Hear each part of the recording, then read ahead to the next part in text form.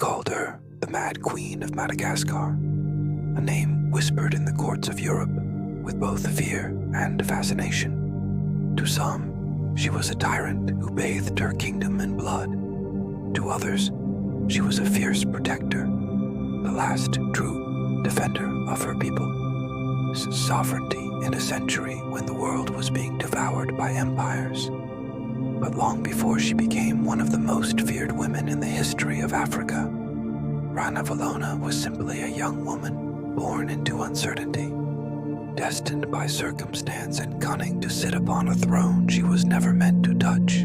Her story is not one of gentle queens or noble saints. It is the story of survival in its rawest form. A queen who would rather be feared than forgotten. Madagascar in the early 19th century was a land of ambition and intrigue. European traders had begun to circle its coasts like patient vultures, their ships heavy with guns and deceit. The French had tried to establish control through religion and trade. The British, ever watchful, courted the island's kings and sent missionaries disguised as saviors. But deep within the central highlands, where the red earth met the sky, a new power was rising. The kingdom of Imerina, led by a cunning ruler named King Ranavalona I. He dreamed of uniting all of Madagascar under one flag, and through conquest, diplomacy, and trickery, he nearly succeeded. His son, Ranavalona I, inherited both his father's ambition and the attention of the Europeans, who saw in him a possible ally, a man who might open Madagascar to the outside world, and by his side, almost invisible to those who underestimated her, was a woman who would one day undo everything he built. Ranavalona was not born of royal blood. Her father, a man named Andrian Salamanjaka, was a minor noble who once saved the life of Ranavalona I. For this act, he was promised that his daughter would always be cared for by the royal family. It was a small favor, the kind that could be forgotten in the tide of politics. But Ranavalona never forgot. As she grew older, she was placed within the palace walls, surrounded by the hum of power, the murmurs of servants, and the watchful eyes of queens who had clawed their way to survival. It was there that she learned the first lesson of royalty, that loyalty was a mask and kindness a weakness. When Ranavalona I ascended the throne, Ranavalona became one of his many wives. At first she was unnoticed, overshadowed by the king's favorite consorts and by his deepening alliance with the Europeans. British missionaries brought books, schools, and the Bible, teaching Malagasy children to read and write in a foreign tongue. Ranavalona welcomed them, signing treaties that opened the ports and allowed Christianity to spread. In London, they called him Ranavalona the Great. In Antananarivo, whispers began that the king was losing his soul to foreign gods. And in the shadows, Ranavalona watched, silent and patient. When Ranavalona fell ill and died in 1828, chaos followed.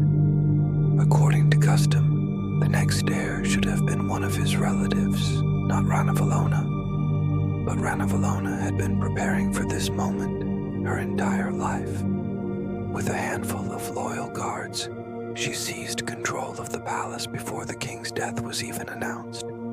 She hid the news, bribed key officers, and one by one eliminated her rivals.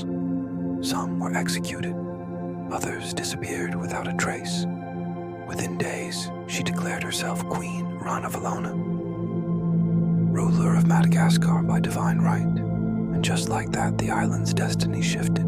The Europeans expected to manipulate a new queen, perhaps guide her like a puppet. They could not have been more mistaken. From the beginning, Ranavalona's reign was a declaration of independence. She expelled most of the European missionaries, calling their teachings poison to her people. She dismantled the treaties Radama had signed, closed the ports, and severed contact with Britain and France. Those who resisted her commands faced brutal punishment, but to her supporters, she was no tyrant. She was a mother, defending her children from the greed of foreigners. The land of Madagascar is for the Malagasy, she proclaimed. The ways of the Vasaha are not our ways. It was a statement that would define her rule for the next 33 years. Her court became a place of ritual and fear. Every lawbreaker, real or imagined, faced a trial by ordeal, a test of innocence that was both spiritual and cruel. The accused were forced to drink a poison made from the tangina nut. If they survived, they were deemed innocent. If they died, which most did, their guilt was proven. Thousands perished under this system, but in the Queen's eyes, it was justice delivered by the ancestors themselves. The missionaries who had once taught mercy now called her a demon. But within Madagascar, her power was absolute. Even those who hated her feared her more than death itself. Ranavalona's army grew stronger as she expanded her borders. She revived the forced labor system known as Vanampoana, compelling every citizen to serve the state, building roads, palaces, and fortifications. The people suffered, but the capital gleamed with new monuments to her rule. She revived traditional religion, honoring the spirits of the dead and holding elaborate ceremonies where thousands gathered to pledge their loyalty. Her presence, tall and fierce in traditional silk, was both regal and terrifying. To defy her was to defy fate itself. Yet beneath her iron rule, the Queen was not without vulnerability. She knew the Europeans would never stop trying to reclaim influence. French traders smuggled weapons into coastal ports. British envoys sent secret letters urging her to reopen the island. She responded by tightening her grip, executing suspected spies and banning foreign correspondence. Still, the world beyond Madagascar was changing rapidly. Steamships replaced sails, colonies spread across Africa, and whispers of industrial empires reached her shores. Ranavalona knew that her isolation could not last forever, but she was determined that when the outside world returned, it would find a nation still standing on its own terms. Those who visited her court often left trembling. The French envoy Jean Laborde, one of the few foreigners she permitted to remain, described her as a woman of dreadful majesty, whose words could make 1,000 tremble. And yet, she tolerated Laborde because he served her needs, building weapons, factories, and even a palace using local labor. She despised his people but admired his skill. It was this contradiction, fear and fascination, that defined her rule. She was ruthless, yes, but not aimless. Every cruelty had a purpose, every execution a message. Her goal was simple: to keep Madagascar free. Still, freedom under her hand came at a terrible cost. The Tangina trials claimed more lives than any war. Christianity was outlawed, and those caught practicing it were executed or forced to renounce their faith. Entire families vanished in the night, accused of treason or witchcraft, and yet, amidst all the terror, Madagascar remained unconquered, a lonely island fortress standing defiantly against the tide of empire. The British called her mad, the French called her barbaric, but in her own tongue she was called Ranavalona, the mother of darkness, a name not of insult, but of awe. As the years passed, age began to weigh upon the Queen. Her son, Prince Rakoto, grew up under her shadow, educated in secret by the same Europeans she despised. He admired his mother's strength but feared her cruelty. He dreamed of a different future, one where Madagascar could stand proud without isolation or bloodshed. But he knew that to challenge her would mean death, and so he smiled, obeyed, and waited, while the Queen's watchful eyes missed nothing. By the time the 1840s arrived, Ranavalona had ruled for nearly 2 decades. The world outside was changing faster than ever. The British Empire had abolished slavery. France was expanding across Africa, and whispers of colonial ambition grew louder with each passing year. And yet, Madagascar remained a mystery to them, a fortress ruled by a woman whose name evoked both horror and admiration. Some said she was insane. Others said she was the only ruler who truly understood what it meant to be free. But freedom, as Ranavalona would soon learn, was never free. It demanded sacrifice, sometimes of one's enemies, and sometimes of one's own people. And in the shadows of her palace, that price was about to be paid in full. As the 1840s unfolded, Queen Ranavalona I stood atop her throne like a mountain, unmovable, unyielding, and feared by all who lived beneath her shadow. For nearly 20 years she had defied the will of Europe, resisting its merchants, its missionaries, and its monarchs. Her name had become a legend, a warning whispered in the corridors of colonial power. Do not underestimate the Queen of Madagascar. But behind the walls of her great palace in Antananarivo, cracks were beginning to form, not in her rule, but in the hearts of those who served her. The fear that once bound her court together was slowly turning into desperation. And in that quiet despair, her only son began to dream of rebellion. Prince Rakoto was not like his mother. Where she saw danger, he saw opportunity. While she tightened her grip on the kingdom, he yearned to open the doors she had sealed. In secret, he met with the few foreigners still allowed within the island, men like Jean Laborde and Joseph Lambert, who had become his confidants. From them he learned of the vast world beyond the sea, the cities of Europe, the power of machines, the strange concept of liberty. He wrote in his private letters that he loved his mother, but feared what she had become. She rules with fire, he once said, and when fire burns too long, it leaves only ash. He wanted a Madagascar that could coexist with the world, not hide from it in terror. But as long as Ranavalona lived, such a dream was forbidden. The Queen had grown older, but her mind was as sharp as ever. She had heard whispers of her son's foreign sympathies, of secret letters and hidden meetings. Yet she hesitated to destroy him. Rakoto was the last thread of her legacy, the one person whose existence gave her reign meaning. Instead, she watched him from afar, letting him taste just enough freedom to remind him of her power. The world outside, she told him once, will smile at you until you are asleep, and then it will slit your throat. Never forget that. He bowed and said nothing, but the seed of defiance had already taken root.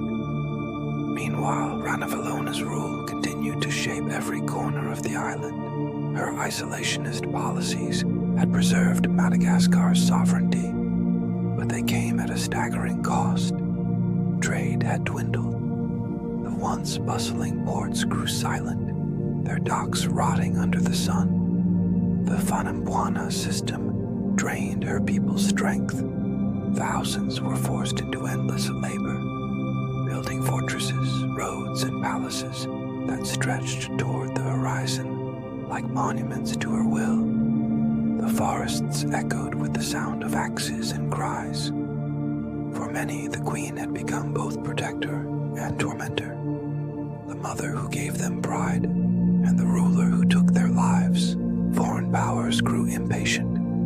The French, angered by the loss of influence and the imprisonment of their traitors, prepared for war. In 1845, a joint Franco-British expedition attempted to invade Madagascar's western coast. They came with ships, soldiers, and arrogance. But Ranavalona's defenses were merciless. The jungle swallowed men whole, the heat broke their will, and the Queen's army ambushed them with deadly precision. The invasion collapsed in humiliation, and Europe's newspapers mocked their failure. Against all odds, the Mad Queen had once again defied two empires. Her people rejoiced, singing songs of victory. But the Queen herself felt no joy. She knew the storm would return, stronger, angrier, more determined. The victory was only a delay, not salvation. As her paranoia deepened, so did her cruelty. Every rumor of betrayal was punished with death. The Tangina trials continued, claiming the innocent and the guilty alike. Foreigners who lingered too long disappeared into the red earth.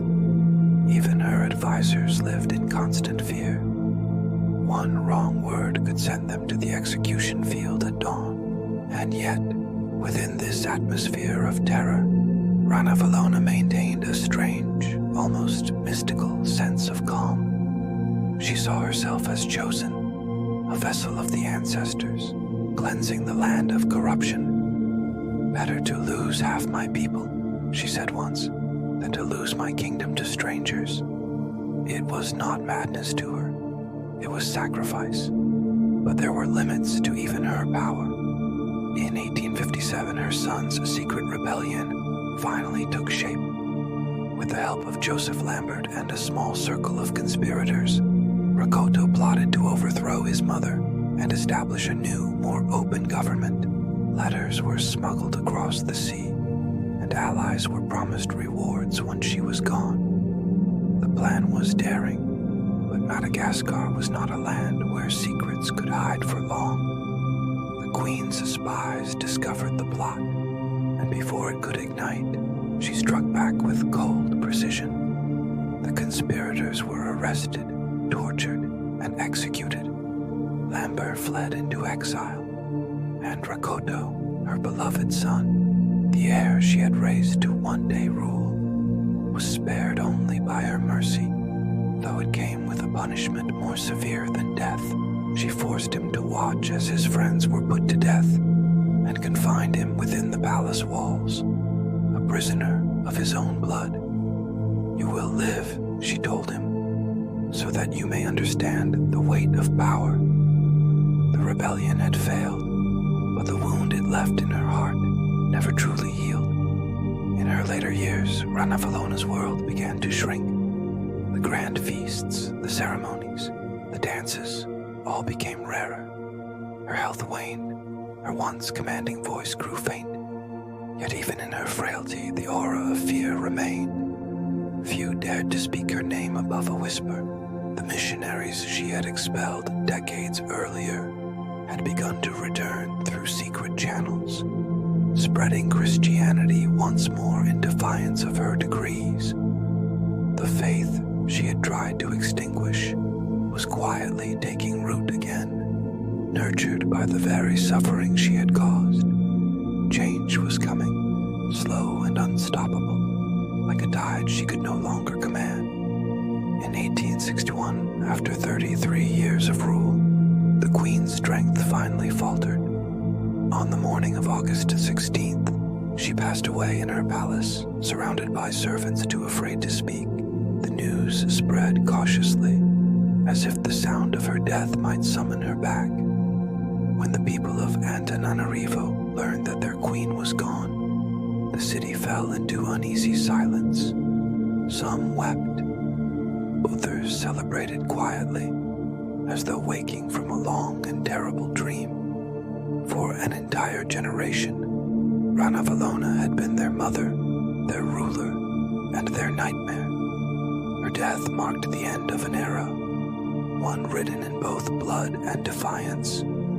Prince Rakoto, now crowned as King Radama II, immediately reversed nearly all of his mother's policies.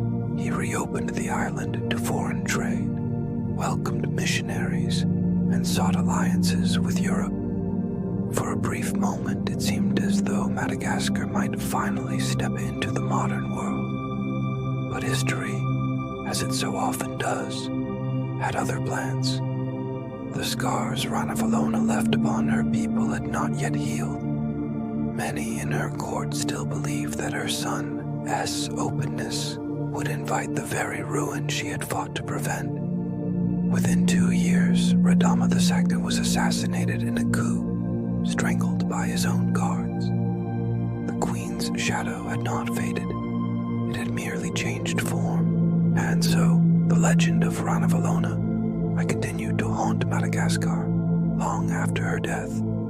To some, she was a monster, a despot whose cruelty stifled progress and caused untold suffering. To others, she was a patriot, the only ruler strong enough to preserve her kingdom, sovereignty during the height of colonial expansion. Even her enemies could not deny what she achieved. She kept the Madagascar independent for more than 3 decades, while nearly every other African kingdom fell under foreign control. Her methods were brutal, but her will was unbreakable. In a world where kings and queens were being replaced by governors and generals, Ranavalona stood as one of the last symbols of unyielding resistance. Today, her name evokes both awe and unease. Historians debate her legacy. Was she mad or merely misunderstood? A tyrant or a visionary blinded by fear? The truth lies somewhere in between. Ranavalona was a woman born into a world that offered her no mercy. Surrounded by betrayal, threatened by invasion, she chose the only path she believed would preserve her people, even if it meant ruling through terror. She was a queen forged in fire, and that fire consumed everything around her. But even now, centuries later, the memory of her defiance still burns. If you were to walk through the ruins of her palace today, high above the hills of Antananarivo, you would feel it, the silence, heavy and watchful, as though her spirit still lingers. The wind whispers through the old stone corridors, carrying echoes of her voice, commanding, proud, unbroken. Madagascar is for the Malagasy, she once said, and in that single sentence, she carved her legacy into history. Whether the world remembers her as a monster or a guardian does not matter. What matters is that she was never conquered, and perhaps in the quiet heart of Madagascar, that is all she ever wanted. So when you hear her name, Ranavalona, the Queen of Madagascar, remember her not just for her cruelty or her defiance, but for the impossible choice she made, to stand alone against an empire rather than kneel before it. She was feared, yes, but she was never forgotten, and that is why, even now, her story still whispers across the red earth, a reminder that freedom, no matter the cost, is a fire that refuses to die.